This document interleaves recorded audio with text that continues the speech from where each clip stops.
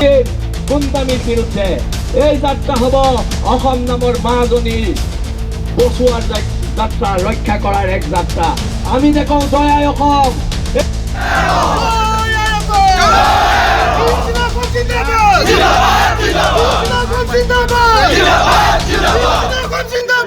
স্পষ্টভাৱে ওলাই আহিছে। ধন্যবাদ দিছোঁ বিলাসী থানাৰ সৈনিকসকলক। আৰু আজি এইটো যিটো যাত্ৰা, এই যাত্ৰা অবিৰত যাত্ৰা হ'ব। আৰু এটা কথা, বাংলাদেশী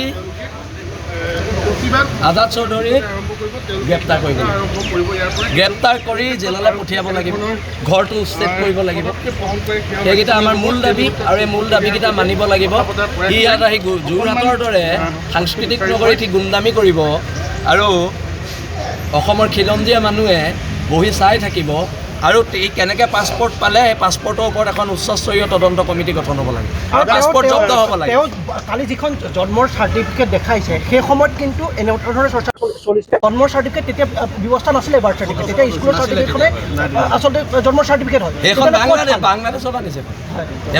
বছৰ পূৰ্বে বিলাসী থানাই যোৰহাটত সংবাদযোগে কৈছিল যে ঢাকাৰ প্ৰতিতে বুলডোজাৰ চলিব লাগে। এতিয়া কেৱল আজাদ চৌধুৰী কিয় আৰু অন্যান্যসকলৰ ওপৰত ব্যৱস্থা দাবী কৰিব? প্ৰথম চৰ্ভে লওকচোন, প্ৰথম শিপাত ধৰি লওক। ডাল মোৰ এনে নাইকিয়া হ'ব। কালি আপোনাৰ বিৰুদ্ধে সৰব হৈছে তেওঁ। কালি সংবাদ মাধ্যমত এইটো কথা পাতে নি, বেলেগ কথা। তাৰ কথা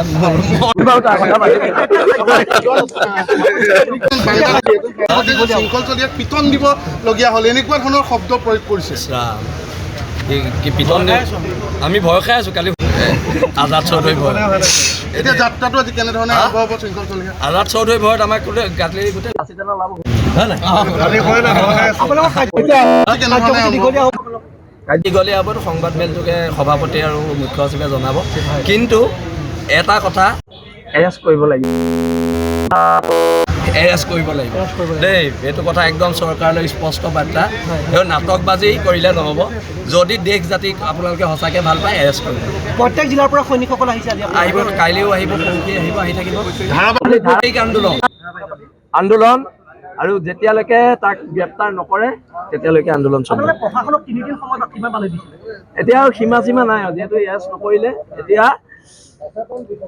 এতিয়া আমি ৰাজপথত নামি আহিছোঁ, আৰু এতিয়া আন্দোলন চলিব। ইয়াৰ পৰাই যাত্ৰাটো আৰম্ভ হ'ব। ইয়াৰ পৰাই হ'ব, অলপ পিছত আৰু আধা ঘণ্টাৰ ভিতৰত।